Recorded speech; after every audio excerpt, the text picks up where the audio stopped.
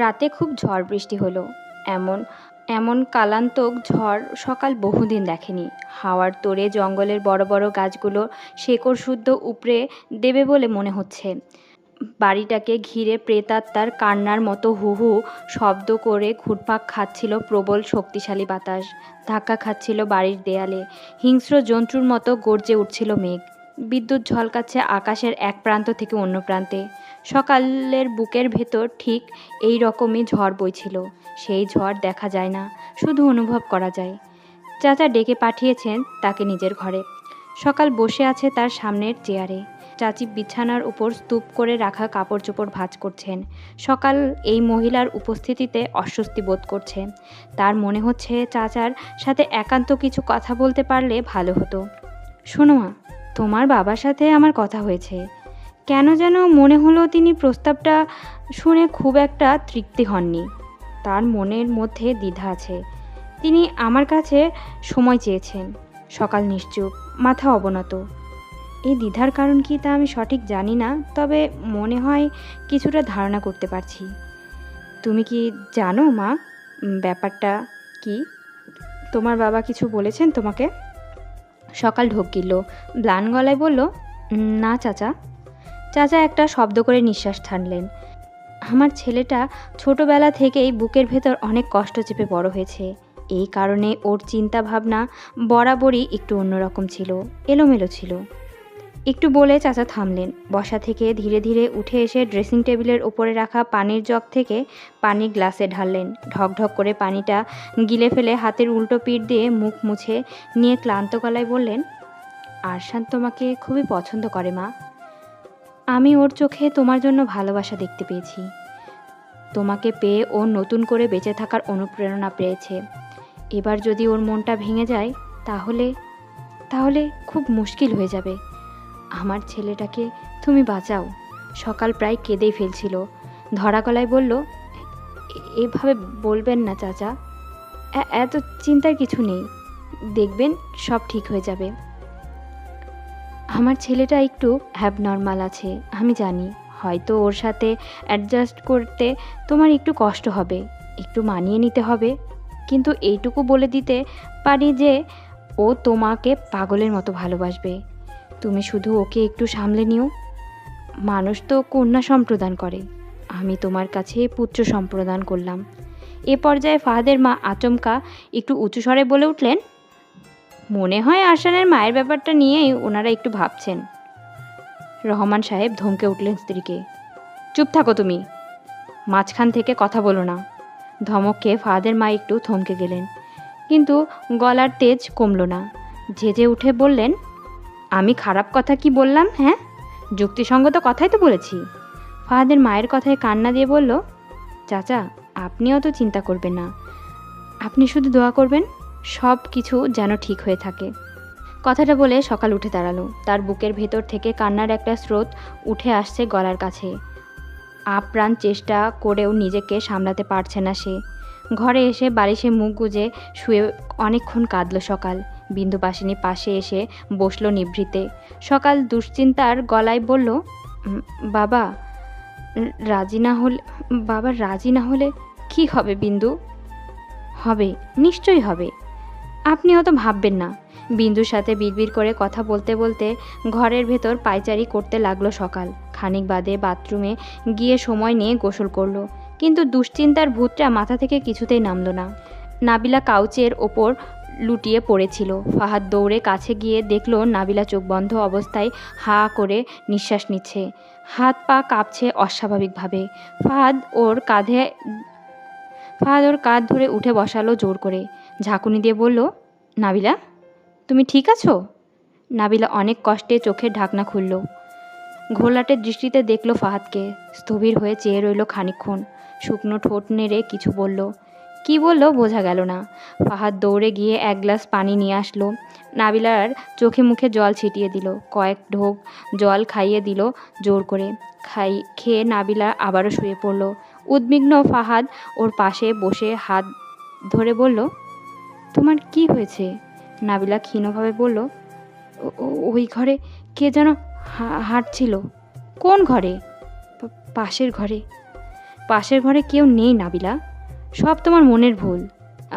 আছে, কেউ একজন আছে। নাবিলার চোখ দেখে বোঝা যাচ্ছে সে ভয় পেয়েছে। ফাহাদ পাশের ঘর থেকে একবার ঘুরে আসলো, এসে বলল, কেউ নেই, বললাম তো তোমার মনের ভুল। নাবিলা আর কিছু বলল না, চোখ বুঝলো। ফাহাদ ওর মাথার কাছে এসে বসলো, বলল, এত ভয় পেয়েছো কেন? বোকা নাকি? তুমি আমাকে একলা ফেলে রেখে চলে গেলে কেন? যাবো আর কোথায়, গিয়েছিলাম খাবার আনতে, 1 ঘন্টাও তো হয়নি। এর মাঝে এমন একটা ম্যাসাকার হয়ে যাবে তা কে জানতো। নাবিলার ঘোলা চোখ দুটো মেলে ফাহাদের দিকে চাইলো একবার। এই ছেলে আজ রাতে ফিরে না আসলে সে নির্ঘাত মরে যেত। তার আর অন্য কিছুতে ভয় নেই, শুধু ওই ভূতের ভয়টাই খেলা করছে। বাড়িতে ডাকাত পড়লেও মনে হয় সে এতটা ভয় পাবে না। যাক, ফাহাদ ফিরে আসায় তার মনের ভেতরে স্বস্তি ফিরে এসেছে, প্রাণ ফিরে এসেছে। সে নিশ্চিন্তে চোখ বন্ধ করলো আবার। এখন কিছু খাবে? ফাহাদের প্রশ্ন। কি এনেছো? বার্গার। কোত্থেকে? রেড রবিন। নাবিলা উঠে বসলো। পেট চনমনে করে খিদা পেয়েছিল, এখন না খেলেই নয়। ওরা চুপচাপ খেয়ে নিল। খাবার সময় কেউ কারো সাথে কোনো কথা বলল না। ফাহাদ খেতে খেতে ল্যাপটপ খুলে কাজ করলো। ঠান্ডা মাথায় ফোনে কথা বলল কার সাথে যেন, কাজের কথা। আজকের রাতটাও যেন 8-10টা সাধারণ রাতের মতোই একটা রাত। অসাধারণ কিছু যেন ঘটেনি এই রাতে। ও নির্বিকারত্ব দেখে নাবিলার রাগ হচ্ছিল। টার্কি বার্গারে কামড় বসাতে বসাতে দৃষ্টিতে দেখছিল সে ফাহাদকে। খাওয়া শেষ করে আরও মিনিট 15 সময় ফাহাদ ল্যাপটপ খুলে বসে থাকলো। কপাল কুঁচকে কী সব রাজকার্য উদ্ধার করলো। তারপর উঠে গিয়ে কিচেন থেকে ভোটকার একটা বোতল নিয়ে আসলো, সাথে 2টো কাচের গ্লাস। সেন্টার টেবিলের ওপর বোতল আর গ্লাস রেখে চেয়ার টেনে সে নাবিলার মুখোমুখি বসলো। গ্লাসে পানীয় ঢেলে নাবিলার দিকে এগিয়ে দিয়ে বলল, চলবে? নাবিলা থমথমে মুখে গ্লাসটা নিল। ফাহাদকে দেখে মোটেও বিচলিত মনে হচ্ছে না। তার চোখে মুখে একটা ঠান্ডা ভাব বিরাজ করছে। এই ঠান্ডা ভাবটা নাবিলার গায়ে জ্বালা ধরিয়ে দিচ্ছে। ছেলেটা কি ব্যাপারটা বুঝতে পারছে না। নাবিলা ওর সাথে ব্রেকআপ করেছে। ব্রেকআপ? কিন্তু কিছুই কি আসে যায় না তার? এতটা কুল কিভাবে থাকে সে ব্রেকআপের পরে?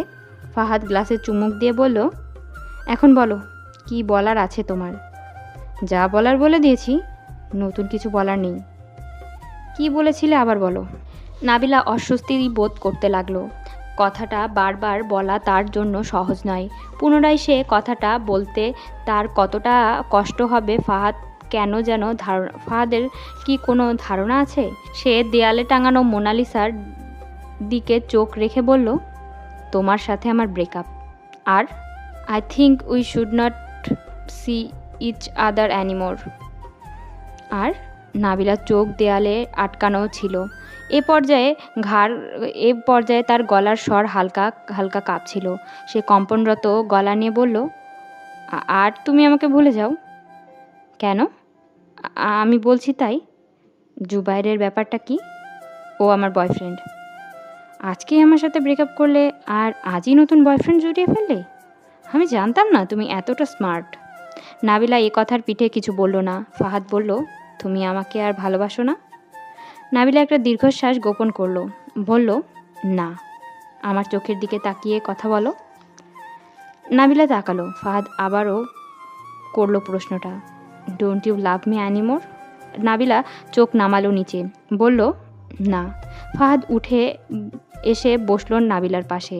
2 হাত দিয়ে শক্ত করে ওর কাঁধ চেপে ধরে কঠিন গলায় বলল, তোমাকে বলেছি আমার চোখের দিকে তাকিয়ে কথা বলতে, তুমি চোখ লুকাচ্ছ কেন?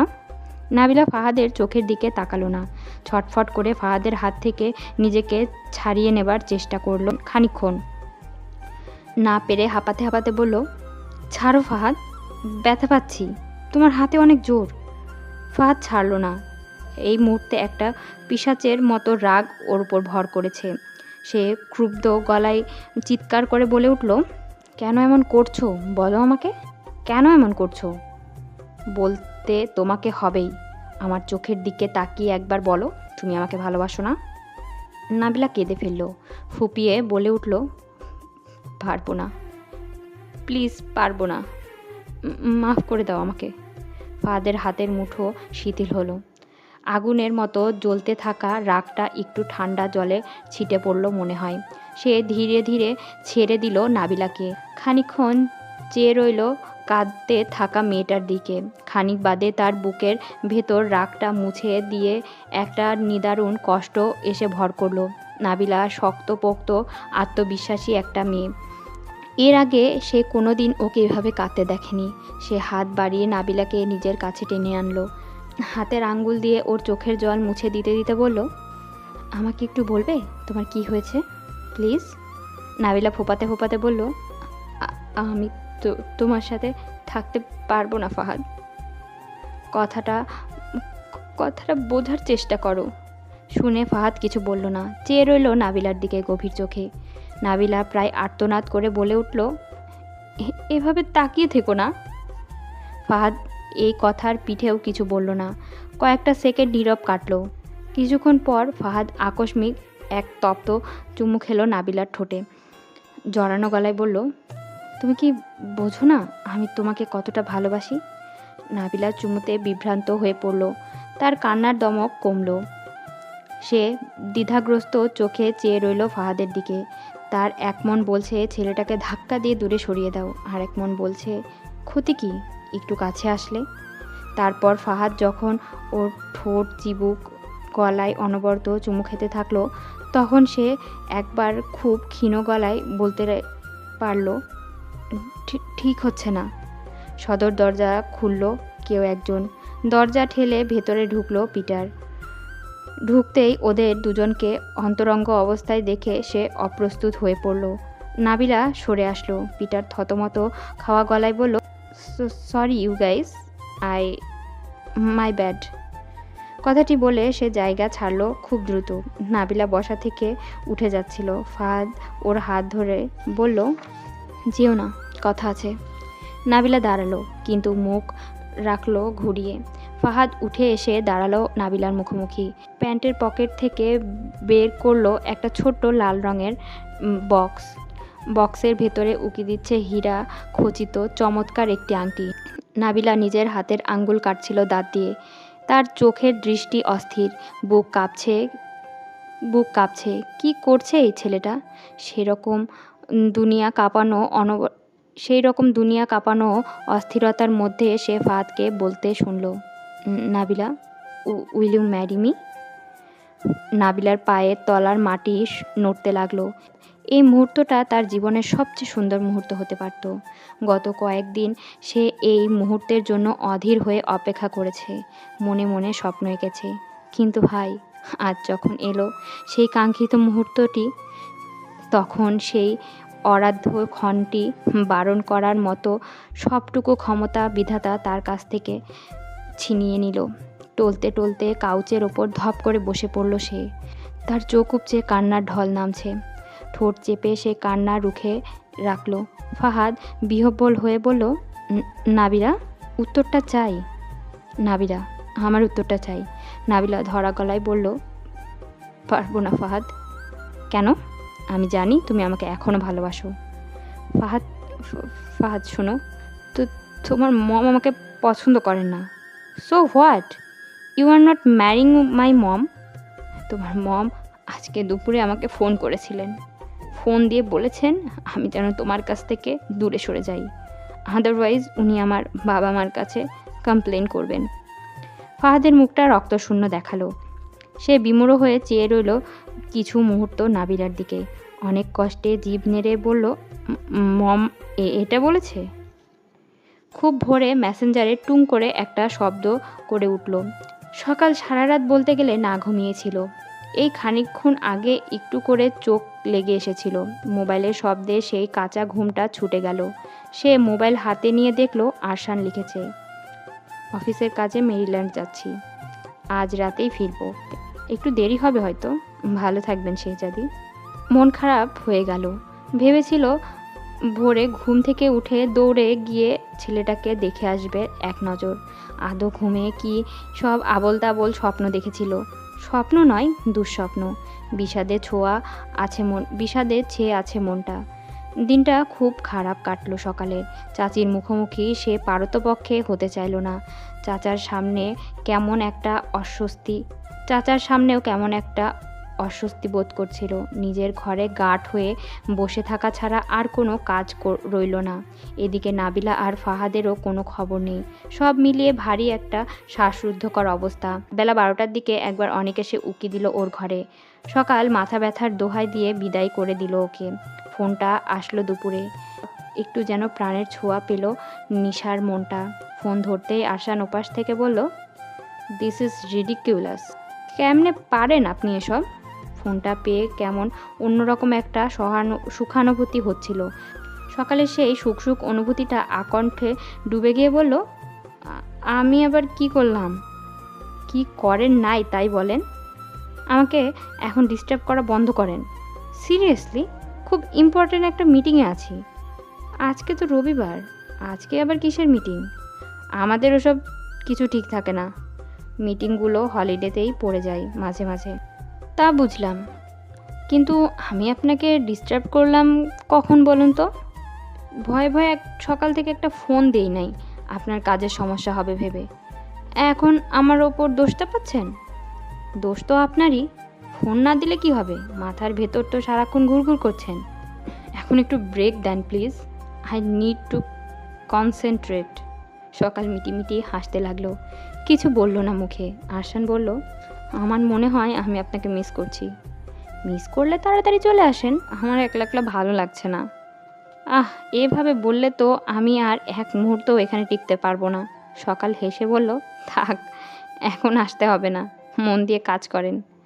রাতে আরশান ফিরল বাড়িতে।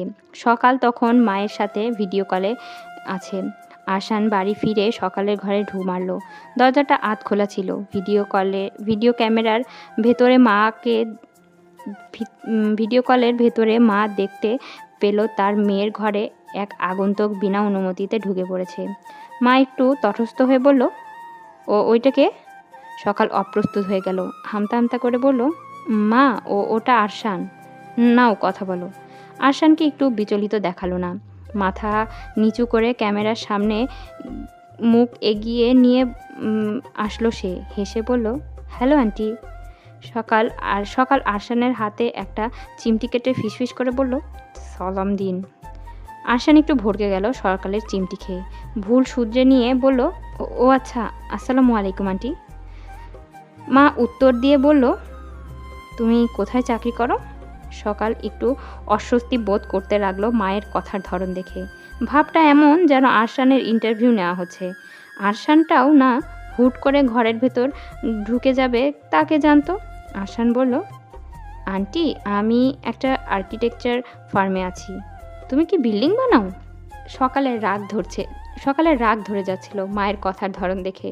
আরশান স্বাভাবিক গলায় বলল, বিল্ডিং ডিজাইন করি। মায়ের মুখ দেখে কিছু বুঝতে পারছে না সকাল। মনে হচ্ছে আরশানকে তার পছন্দও হচ্ছে, আবার হচ্ছেও না। আরশান হেসে বলল, আপনারা কথা বলুন, আমি আসি। ভালো থাকবেন আন্টি। ঘর থেকে বেরোবার আগে সকালকে বলল, আপনি একবার আসবেন নিচে? সকাল সম্মতিসূচক মাথা নাড়ল। আরশান চলে গেলে মা কেমন কাচুমাচু হয়ে বলল, দেখি তোর বাবার সাথে ভালো মতো কথা বলবো। কি কথা বলবে? এই যে আরশানের সাথে বিয়ের ব্যাপারটা নিয়ে। কেন যে তোর বাবা এমন বেঁকে বসলো?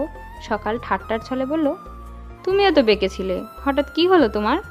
মা করুণ গলায় বলল, না রে, ছেলেটাকে দেখে মায়া লেগে গেছে। কি সুন্দর মায়া মায়া চেহারা। সকাল চিন্তিত গলায় বলল, বাবাকে তাড়াতাড়ি রাজি করাও মা, তোমার কথা বাবা ফেলবে না। খুব বেশি দেরি করো না। চাচা বাবার উত্তরের অপেক্ষায় আছেন। ফোন রেখে নিচে নেমে আসলো সকাল। মিনিট 10 মধ্যে। লিভিং রুমটা অন্ধকার, কেউ আছে বলে মনে হচ্ছে না। আরশান কি তবে ঘরের ভেতরে? শেষ সিঁড়িটা ভেঙে ঘরের মেঝেতে পা রাখতে যাবে, ঠিক সেই সময় ডান হাতের কোণে শক্ত চাপ অনুভব করলো সে। কেউ যেন টেনে নিচ্ছে তাকে। নিজের অজান্তে একটা গগনবিতারী চিৎকার বেরিয়ে আসলো মুখ দিয়ে। লম্বা মানুষটা অন্ধকারে সকালের মুখ চেপে ধরল। মুখ চেপে ধরে রাখায় ভয়াবহ চিৎকার প্রশমিত হলো। তবুও হালকা কোঁকাচ্ছিল সকাল। অন্ধকারে মানুষটার মুখ দেখতে পেল না সে, কিন্তু নাকে যখন আতরের সুবাস এসে ধাক্কা খাচ্ছিল, তখন আর বুঝতে বাকি রইল না এই দুর্বৃত্ত ব্যক্তি আসলে কে। আরশান ধীরে ধীরে সকালের মুখ থেকে হাত সরিয়ে নিল। সকালের মাথা তখন তার বুকের খুব কাছাকাছি। সে মাথা ঝুঁকিয়ে চেয়ে আছে সকালের দিকে। নিকষ কালো অন্ধকার। কি দেখছে কে জানে? সকাল তো কিছুই দেখতে পাচ্ছে না। এমন ঘুটঘুটে অন্ধকার সে বহুকাল দেখেনি। ঢাকা শহরে এমন অন্ধকার দেখার কোনো অবকাশ নেই। ঢাকায় শুধু আলোর বন্যা। গভীর রাতেও জলজল করে শহরে বাতি। সকাল একটু কৌতুক করে বলল, কে? বেসমেন্টের ভূত, আরশান বলল চাপা গলায়। তা আপনার ঘরে তো অন্ধকার কেন বেসমেন্টের ভূত? ভূতরা তো অন্ধকারেই থাকে। ভূতরা তো অন্ধকারে থাকতেই ভালোবাসে, তাই বুঝি? বেশ বেশ, আমার কাছে আপনার কি চাই ভূতমশাই? ঘাড় মটকাবেন? ঘাড় মটকাতে চান? না, ঘাড় মটকানোর প্ল্যান আপাতত নেই। তবে ভূতটার আজকাল বড্ড একা একা লাগে কি না, তাই তার একটা ভূতনি চাই। কিন্তু ভূতটার কি ভাগ্য ভালো দেখুন না, ভূতনির বদলে জ্যান্ত একটা পরী পেয়ে গেছে। একদম আকাশ থেকে নেমে আসলো সত্যিকারের একটা পরী। সকাল হেসে ফেলল, বলল, ধুর, লাইট জ্বালান তো, অন্ধকারে আপনার চেহারা দেখতে পাচ্ছি না। আমি তো আপনাকে দেখতে পাচ্ছি। আমি পাচ্ছি না। আপনি মনে হয় সত্যিই রাতকানা। হলে হব, এখন বাতি জ্বালান। আরশান সকালকে টেনে নিয়ে এসে সোফার উপর বসালো।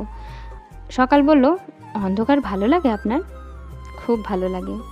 জঙ্গলের ভেতরে রাত কাটানোর সময় তো আমি অন্ধকারেই থাকি, আমার অভ্যাস আছে। তাহলে জঙ্গলেই চলে যান। আকাশে মোটামুটি একটা চাঁদ আছে, অসংখ্য নক্ষত্র।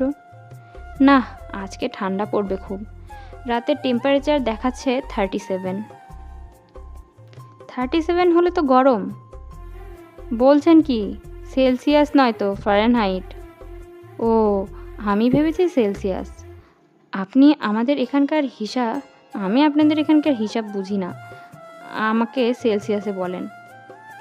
আরশান একটু চিন্তা করে বলল, 3 ডিগ্রির মতো হবে। Feel like -1। ও, তবে তো বেশ ঠান্ডা। ওরা দূরত্ব রেখেই বসেছিল। অন্ধকার চোখে একটু সয়ে আসার পর অতটা খারাপ লাগছিল না সকালে। কাচের দরজার বাইরে নক্ষত্র খচিত আকাশটা দেখা যাচ্ছিল, দারুণ লাগছিল দেখতে। ঘরের ভেতর নিশ্চিন্দ্র নীরবতা। শুধু ওপরতলায় ধূপধাপ শব্দ শোনা যাচ্ছে। টিলি খুব সম্ভবত স্কিপিং করছে। মেয়েটা আজকাল রাতের বেলায় দড়িলাফ খেলার অভ্যাস হয়েছে। ওজন কমানোর জন্য উঠে পড়ে লেগেছে সে।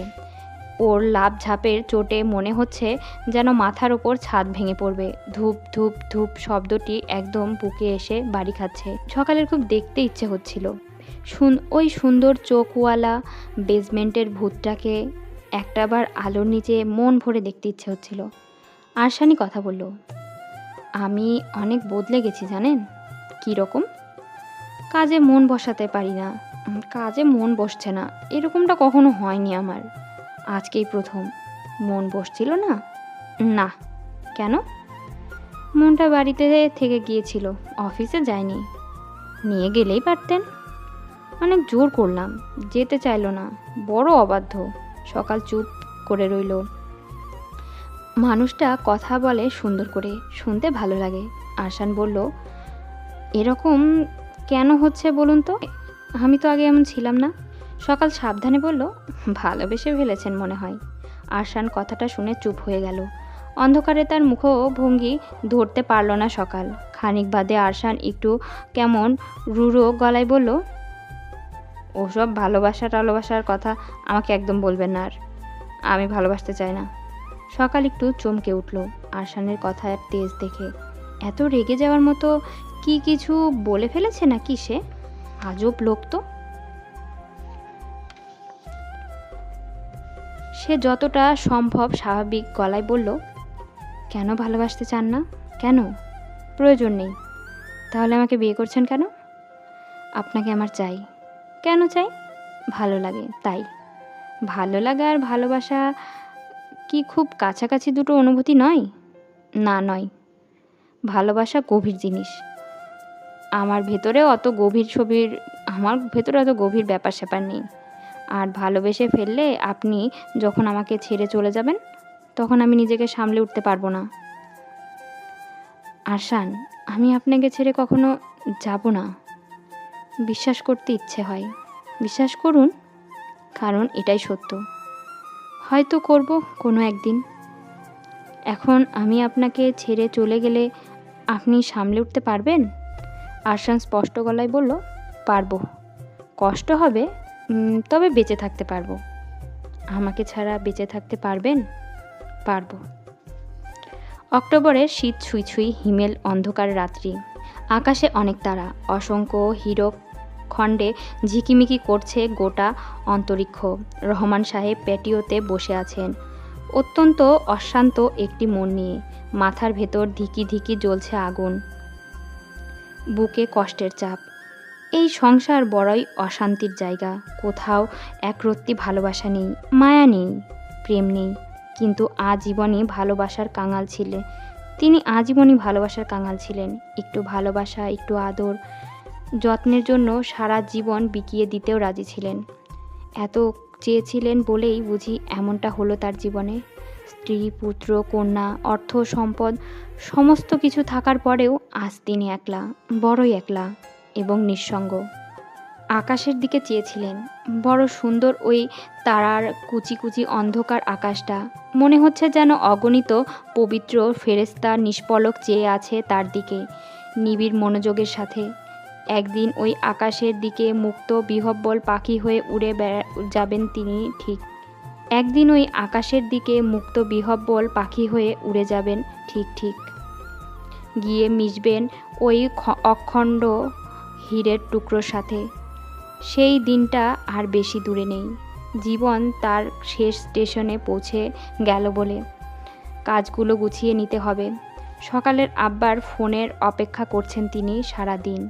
এখনও করছেন। কেন যেন মনে হচ্ছে তার বন্ধু এই প্রস্তাবে রাজি হবেন না। আরশান মাতৃহারা, খুব সম্ভবত এটাই তার একমাত্র দোষ। অথচ একজন শিক্ষিত বিবেচক মানুষের কাছে এটা কোনো দোষ বলে গণ্য হওয়ার কথা নয়। তার প্রথম স্ত্রীকে নিয়ে কিছু গুজব আছে গ্রামের বাড়িতে, একথা সত্য। এসব ব্যাপার নিয়ে সকালের বাবার সাথে খোলামেলা কথা বলতে হবে। তিনি অপেক্ষা করছেন বাংলাদেশে ভোর নামার। আর ঘণ্টাখানেকের মধ্যেই দেশে কর্মব্যস্ততা ধীরে ধীরে শুরু হবে।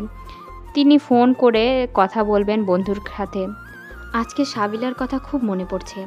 সাবিলা তার প্রথম স্ত্রী। সে থাকলে আরশানের জীবনটা হয়তো অন্যরকম হতো। আরশানের কাছে তার মায়ের ব্যাপারে কোনো কথা আজ অবধি খোলামেলাভাবে বলেননি তিনি। ছেলেটা কষ্ট পাবে ভেবে বলেননি, কিংবা কে জানে ছেলের চোখে নিজে ছোট হয়ে যাবেন ভেবে হয়তো বলেননি কথাগুলো কখনো। তার ভেতরে একটা অপরাধবোধ আজও বিষাক্ত সাপের মতো ফোনা তোলে। সাবিলার অভিশাপই হয়তো লেগে গেল জীবনে। তাই তো সুখের খুব কাছাকাছি থেকেও সুখী হয়ে উঠল না তার।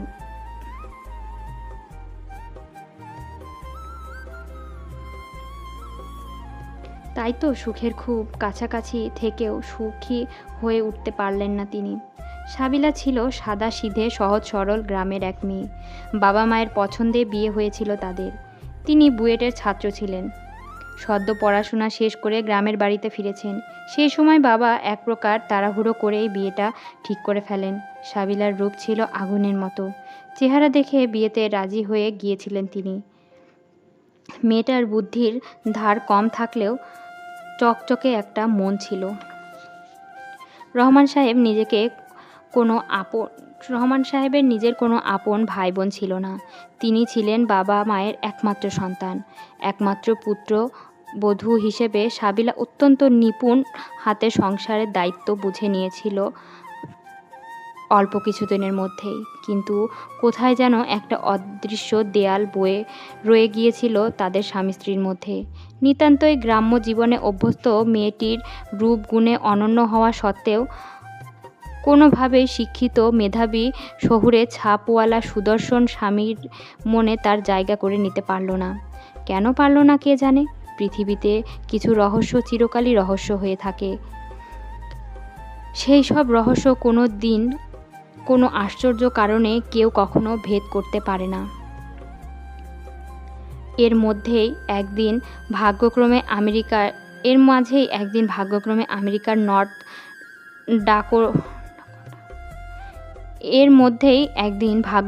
আমেরিকার নর্থ ডাকোটা ইউনিভার্সিটিতে মাস্টার্সের একটা স্কলারশিপ পেয়ে গেলেন তিনি।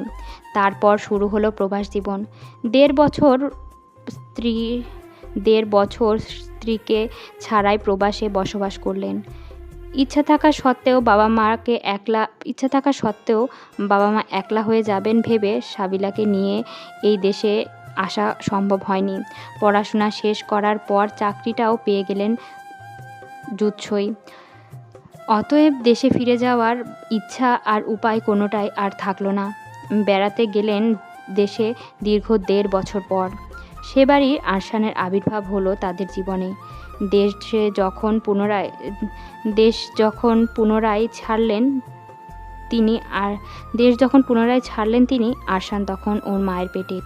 রূপবতী স্ত্রীকে নিয়ে পৃথিবী পাড়ি দেওয়ার মতো সাহস তখন ছিল না তার। তাছাড়া স্ত্রীকে নিয়ে আসলে বাবা মা নিতান্তই সঙ্গীহীন হয়ে পড়বেন। অতএব আবারও একলাই পা রাখলেন মার্কিন মুলুকে। প্রথম চাকরি হলো নিউ ইয়র্কে। সে সময় তার খুব কাছের বন্ধু ছিল রাশেদ বাঙালি এবং তাদের মানিকগঞ্জেরই ছেলে। স্বস্তিক বসবাস করে জামাইকার একটি অ্যাপার্টমেন্টে। উইকেন্ডে তার স্ত্রী ভালো মন্দ রান্না করত। প্রায় ছুটির দিনগুলোতে বন্ধুদের দাওয়াত থাকতো তাদের বাসায়। সেই রকমই এক ছুটির দিনে রাশেদের বাসায় প্রথম দেখা হলো ফাহাদের মার সাথে। গল্পে গল্পে জানা গেল ফাহাদের মা রাশেদের কাজিন, অর্থাৎ তার বাড়িও মানিকগঞ্জেই। ড্রাইভওয়েতে একটি গাড়ি এসে থামল প্রকট শব্দ কষে। রহমান সাহেবের ধ্যান ছুটে গেল। মন নামক টাইম মেশিন 1991 থেকে চট করে অবতরণ করল 2019-এর বুকে। তিনি হালকা চমকে উঠে লক্ষ্য করলেন তার কনিষ্ঠ পুত্র ফাহাদ গাড়ি থেকে নামছে। তার ভেতরে একটা উদ্রত ভাব কাজ করছে। এই পরিস্থিতির কারণ কি হতে পারে তা ভেবে তার দুশ্চিন্তার মাত্রাটা আরেকটু বাড়ল। ফাহাদের সাথে নাবিলা নামের মেয়েটাকেও দেখা যাচ্ছে। মেয়েটার চোখে মুখে একটি দিশেহারা ভাব। ফাহাদ মেয়েটির হাত ধরে জোর করে বাড়ির ভেতরে টেনে নিয়ে যাচ্ছে। রহমান সাহেব চিন্তিত মুখে বসা থেকে উঠে দাঁড়ালেন। তার বুকের একটু চিনচিনে ব্যথা হচ্ছে। তিনি দুশ্চিন্তার ধকল সইতে পারছেন না।